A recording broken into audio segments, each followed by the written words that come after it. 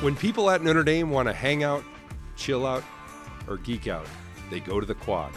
When they want to play, pray, or just get away, they go to the Quad. The Quad's a place to talk about important ideas with good friends. And that's what we do here on the Pod Quad Show. We're two Holy Cross priests and friends having curiosity conversations with interesting people. Talking about life. Welcome back to the Pod Quad. We're really excited to be with you again, and we've got a great guest lined up for today. I mean, beyond great. We're going to talk about basketball. Like, seriously, how does that not just bring great joy to your life, to your ears, to your very spirit? Specifically, we are going to be joined by Coach Niele Ivey, who is remarkable in many regards, and we'll get to her bio in a little bit. But let's just say she's got a lot to say, and she's truly very impressive. We're super psyched about just this notion of coaching in general and want to talk a little bit about coaching in kind of everyday life and specifically some of the coaching that she does with our student athletes here at Notre Dame. Welcome back to the Pod Quad. We are so fortunate now to have Coach Niele Ivey joining us for this third installment. And Coach, I can't thank you enough for saying yes to this. Absolutely. Thanks for having me. So before we get too far afield, even though many people already know who you are and the amazing things you've done, we have prepared a formal introduction. Okay. So without further ado, and you can say, hey, listen, pal, you should fact check this thing in the future, but this is what I'm going with for now. Okay. And then you can just amplify. Okay. So Coach Niele Ivey is a highly accomplished basketball coach and former player. She has been the head coach of the Notre Dame Fighting Irish women's basketball team since April of 2020, following an impressive career as a point guard and later as an assistant coach. Coach Ivey led Notre Dame to their first NCAA championship in 2001 as a player. When I was here as a seminarian, I saw them come off the bus when they came back to main circle, but that's a separate story. And has been an integral member of the program's success over the years. During her tenure as head coach, Coach Ivey has achieved significant milestones, including an ACC tournament championship. Yes, that's amazing. And 3 consecutive trips to the Sweet 16. Coach, thank you so much. Amidst all of that success, thanks so much for finding time to hang out with myself and Nate. Absolutely. Thank you for having me. It's an honor to be here. Oh, thank you so much. So Nate's going to kick us off with the first question. Okay. Terrific. Well, thanks so much for being here. And Yes. Tell us a little bit about what attracted you to coaching, even though this is such a time-intensive and demanding position. Mm-hmm. Well, after having a multiple injuries, being part of the WNBA, it was a dream of mine to play professionally. 2 ACLs here at Notre Dame, and then 2 more knee surgeries in the WNBA. After my 5th year, I was like, okay, I think I might have to pivot. Took me a while to come back from a 3rd knee surgery. So I got the opportunity to work with Kevin McGuff, who was an assistant coach here at Notre Dame, but he was the head coach at Xavier, now currently head coach of Ohio State. He was like, why don't you come here, be an intern, rehab, be around the program. And when I did that, I just really fell in love with the mentorship part of it and staying around the game. I knew I wanted to stay around the game in some form or fashion. So I thought, this is an opportunity for me to share my experiences, be around the game, and still be around a team. I think that's what's so difficult as players and athletes. You're trying to find a way, how do you transition from playing? So this was a way for me to transition from actively playing, but also impacting the game in a coaching role. And I didn't know that was something that I was going to be passionate about until that opportunity presented itself. And so that's where it all started. And then Coach McGraw gave me the opportunity to actually come here and to be an assistant. And that was that changed everything for me. That's awesome. Thank God you said yes. I know. That's really great. The opportunity. It was awesome. It was life-changing. That's awesome. It's a bold and courageous move. I love it. Yes. So, Coach, one time I had the chance, and you do not recall this because I was on the team that your team obliterated. We were playing some pickup ball, and you were the point guard for the opposing team. And you shredded my team, deeply, to the point that I couldn't tell which way the ball was going, but regardless, it was going away from the direction I had planted myself. I have found, in talking to folks, that the movement, that 6-inch movement from assistant coach to head coach, even though it's only 6 inches, is a rather substantive one. Yes. It requires that you have your own vision for how you're going to lead, the type of culture you're going to establish. And so really, when you think about your role here at the University of Notre Dame, you are the head coach of the women's basketball program, but you're looked to more broadly as a leader here at Notre Dame and a leader in the field. So As you think about those central tenets, those values for you as a leader, what are they, and how would you kind of share them more broadly? Right. First of all, I'm very fortunate to have an incredible circle and network of amazing coaches that have inspired me and inspired my leadership. Yeah. First, starting with Coach McGraw. Yeah. I mean, obviously, Hall of Fame coach, somebody that I've learned from and have been inspired by, not only as a player, as assistant coach, but also as a coach, with her success and the way that she led, a lot of the things and traits and intangibles that I have as a leader has been inspired by her leadership. And so I'm grateful to have such an incredible positive role model that actually was the head coach here at this university. And so I understood and learned, how to lead from watching her succeed and coming into this position, like you said, 6 feet it's big. It's a small change, but it's massive. And I always just felt like to love, to serve, to mentor is part of my mission, and I try to lead that way. So of course I probably make mistakes along the way, but if my foundation is loving this team, loving my community, making an impact, serving our community, serving my team, and being a mentor, those three things really are important to me, and that's the way that that's the foundation of who I am as a coach and as a leader. What I love about that is it's really it affords you the chance to ask the question. Well, how did I love today? How did I serve today? How did I lead today? Right? It almost allows you to have a kind of a point of reflection as you go throughout the course of your day. Absolutely. I mean, I think having those three pillars helps me stay grounded and hopefully continue to impact in a positive way. Right on. Thanks, Coach. Yeah, that's a great touchstone. I love that. So if you're thinking about the basketball season, I work with the football team, and it's a much shorter season than you all have. Right. When you think about the length of the basketball season and your role in mentoring and inspiring your student athletes to come in day after day and to grind and practice and workouts and all that stuff. Right. How do you keep them motivated over that long season? Right. Luckily, I feel like I've aligned with players that are self-motivated, so they understand how the impact that they're making on this program. And basketball is really, pivotal, in their personal goals, being a part of this team, understanding how amazing it is to be a part of Notre Dame. They understand the power of being a student athlete at Notre Dame and what that means and the magnitude of being an athlete here. And they all have tremendous goals. And so they're self-motivated. Of course, I mean, I try to motivate them by, with our practices and, staying inspired. Obviously, the season is so long, but, we're playing really competitive games and, trying to find ways to continue motivating them through the season. But they're very self-motivated. They're very goal-oriented and very focused. So it doesn't take too much. I think it's just rolling ball out, because they have goals. We create the vision. We have our stepping stones of trying to get better to accomplish those goals. But when you have self-motivated players that just understand what it takes, and my job is to help continue instilling them, the work ethic of what it takes to be successful and to be a winner.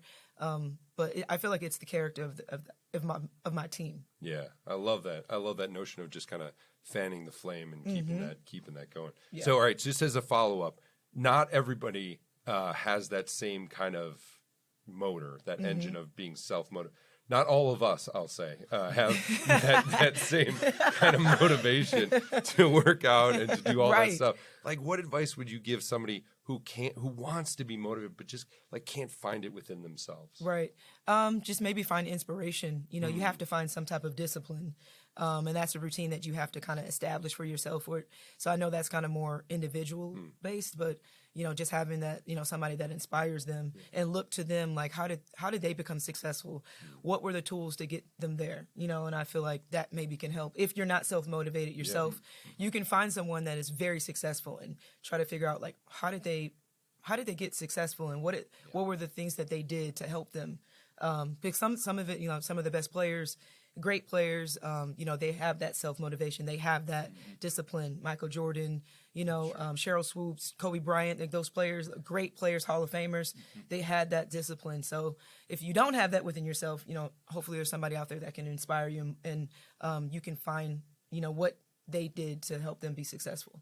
I love that. I love that notion of reaching up to somebody who, and mentoring, right? Looking to a mentor and building a kind of relationship, even if you don't even know the person. Just exactly. To say, this person is who I look up to. Right.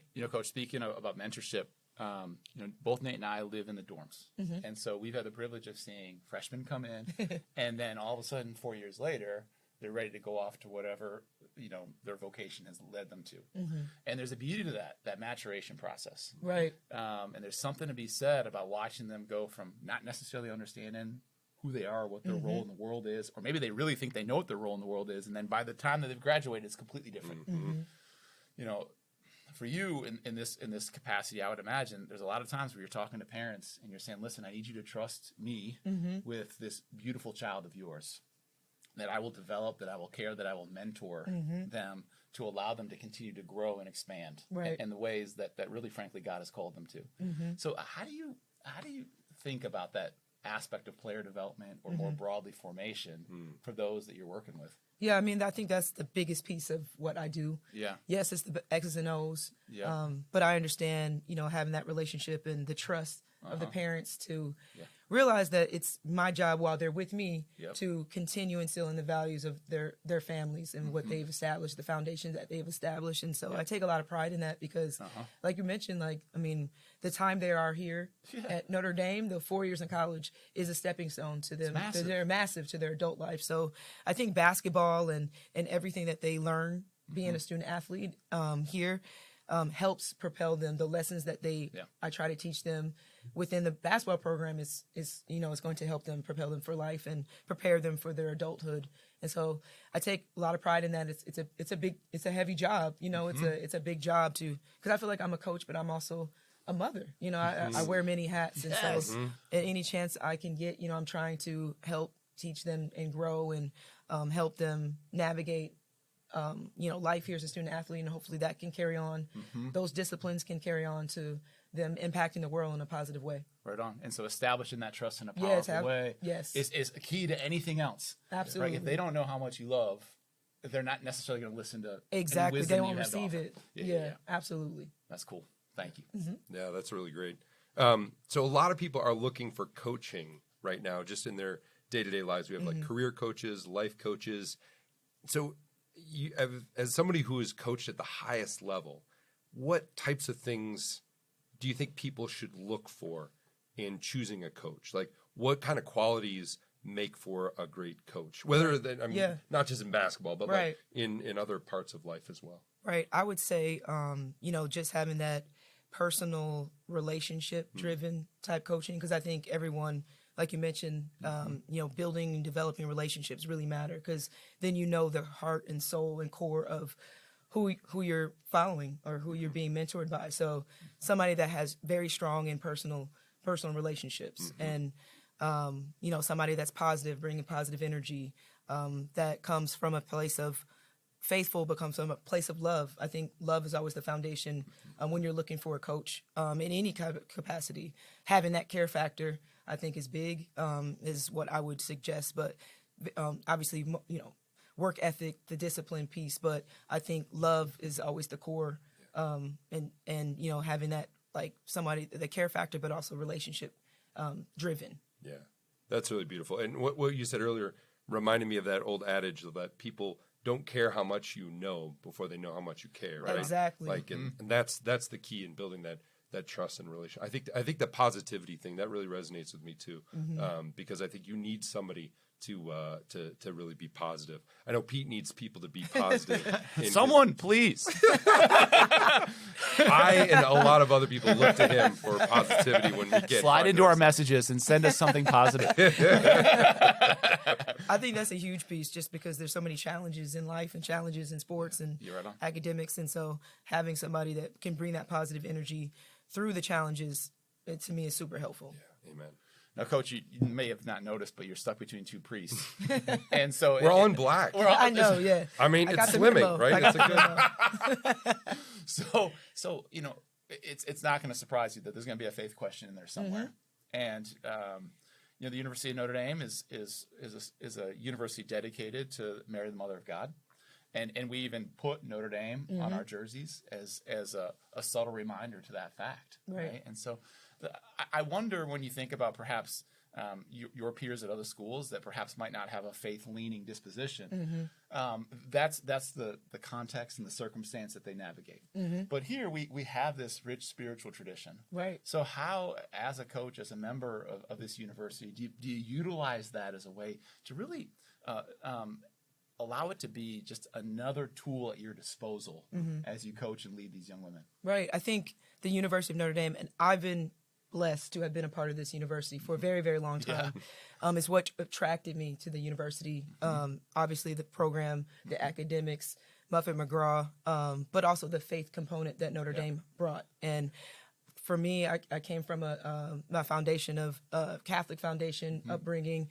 Went to a Catholic all-girl high school, so I had that foundation, and I recognized how positive having that spiritual element of academics and the environment was beneficial for me, and so that's what attracted me to Notre Dame. So I think it separates us in a unique fashion, that that we do have that spiritual component at Notre Dame. It's never forced. That's right. And I think that's what I always stress. It's just here. It's special. It's unique. And that's right. I kind of talk about that a lot.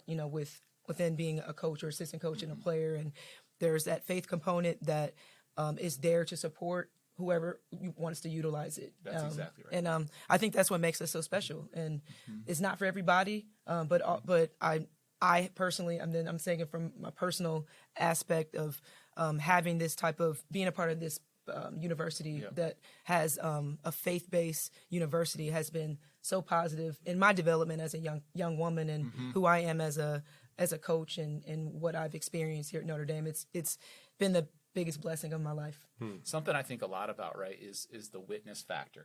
St. Francis once said, preach the gospel, and if necessary, use words, right? So there's an aspect of how do you live your life? How do you carry yourself? How do you treat others? Exactly. And at some point, people are going to say, like, hey, talk to me about the joy that you found, right? And what a beautiful opportunity that is. And I think especially to be in a place like this, to be able to tie those two together in whatever way works for the people that we're engaging is really cool. Right. And for me, I've had many challenges. So the adversity that I face, and I'll talk about my, as a student athlete, I went through 2 ACLs, which that was 2 ACL injuries that was really, really hard for me. And being here, part of this university, the community, I spent many times just at the grotto, just reflecting, just having that kind of like that environment that really helped me gain perspective. My faith was deepened by just trusting my circumstance, and just being a part of Notre Dame helped me. And that's how I lead, because that was the experience that I received, and my faith has gotten me through a lot of things. Being my first year as head coach, I took over a program of a Hall of Famer, which is really big heels to fill. I always say those are big heels to fill. So taking over the program in COVID, in a racial pandemic, it was a very hard time, and so I really leaned on my faith to get me through the moments that were very challenging. That's right. And what a beautiful witness. Thanks, Coach. I love that idea, too, of just like Notre Dame, our mother, like Mary, who said yes when she had no idea what to expect, with the son's going to be born to you. Like, she just said yes in faith, and everything worked out from there. And in so many ways, when we go to the grotto, that's what we entrust our prayers to God and do, and just lift that up in faith and trust. Absolutely. Thanks. All right, Coach, as we wrap this thing up, what I would love to know, and this is a little bit of a tradition we've got going on here, is what's one piece of wisdom that you've received that you think would be awesome just to share with Podquad Nation, which I've been joking around, this might be just Nate and mine's moms. So what would you like to tell our moms right now? The moms? No, just in general, what's some wisdom that you'd like to share with anyone who's listening to this Podquad? Yeah, I guess my wisdom comes from my experiences and, fighting hard for what you believe in. I think is something, like you mentioned, just having faith. I feel like I've done a lot of things where I didn't have the experience, but just for me, I relied on my faith and stepping into bigger situations. I think dreaming big is another piece. I had the opportunity to coach in the NBA, which was being the head coach. Being the first African American female head coach here at campus is just having that faith and strength and confidence to dream big would be a wisdom or that I would give, because I feel like that's what I'm living, and those experiences that I've had and opportunities that I've had. But I didn't step into these experiences and opportunities without having that faith, but also dreaming bigger than I probably would have ever thought that would have been possible for me. Wow. Right. That's awesome. That's so inspiring. Well, we just can't thank you enough for stopping by. Really grateful for the wisdom that you shared. I hope other people are inspired by your witness, by your wisdom, as we all are. And thank you so much for coming by the Pod Quad. Thank you. Thank you for having me. Well, what a great conversation. Just great to be with Coach Ivey. She was outstanding, huh? Outstanding. We could have literally doubled that conversation. Yes. And not tired of anything she had to say. Yeah. She was so great. And so now this segment, we close out the Pod Quad here with a little segment we like to call the Juice Box, which is where we talk about what gave us juice from that conversation. Pete, how would you define juice? Man, juice is you can look this up in the dictionary. Yeah. Juice ultimately is a vigor for life, a passion, a new insight, perspective that just gets you amped up. And so, what we're doing is honoring that in this way with some very tasty apple juice. But at the same time, to be able to remind us all, like, yo, what are the things in your conversations, in your lives that are ultimately bringing you juice, and how can you bring that into your world more broadly? Yeah. So, all right. So that conversation with Coach, what brought you juice? Man, I love Coach's three-pronged insight. This reminder of, okay, what does it look like to love, to serve, and to mentor? And to ask yourself, okay, how am I doing that? How do I allow for those three areas to be the framework for the work that I do? And what a great, simple way to ask yourself, okay, how can I be about these things in the world? Mm-hmm. And the way that she put relationships at the front, like I get why all kinds of players want to come to Notre Dame to be coached by her, right? Yeah. Because she's so intentional about, the relationship and showing love and being a mentor for them as well. That's right. Because most student athletes realize there's going to be a time when I'm not playing this sport. That's right. That's right. And furthermore, student athletes are in a space where oftentimes people are just asking of them to do something. Yeah. Go out and score that basket, make that defensive stop, whatever. But if you can show that you first and foremost care, and that's your default disposition, of course you got to be a great player. But if that's your default disposition, how beautiful is that? It allows for kind of grace to build upon nature. Mm-hmm. All right.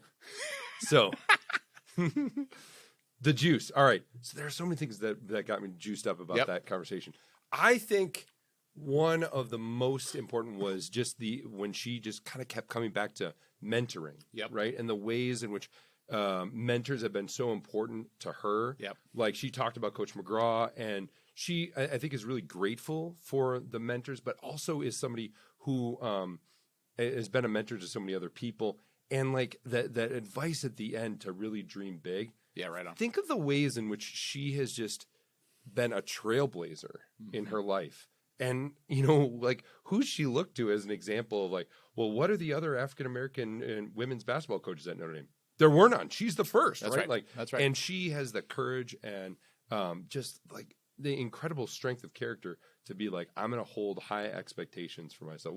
In the educational world, I'm an education professor. And in the education world, we talk about, like, what works, right? And there's very few things that work across all educational situations. The one that really consistently works is high expectations. If you hold yourself to high expectations, if others hold you to high expectations, you almost always rise to meet those. And I think she just really fired me up to like hold myself to high expectations in terms of, our lives and personal, spiritual, in all kinds of ways. Right on. Well, listen, I think that what we now have are just so many little nuggets that we can carry with us. Out onto the quad, if you will. So everyone, thanks so much for taking a listen, taking a watch, whatever the case might be, and we'll see you out on the quad.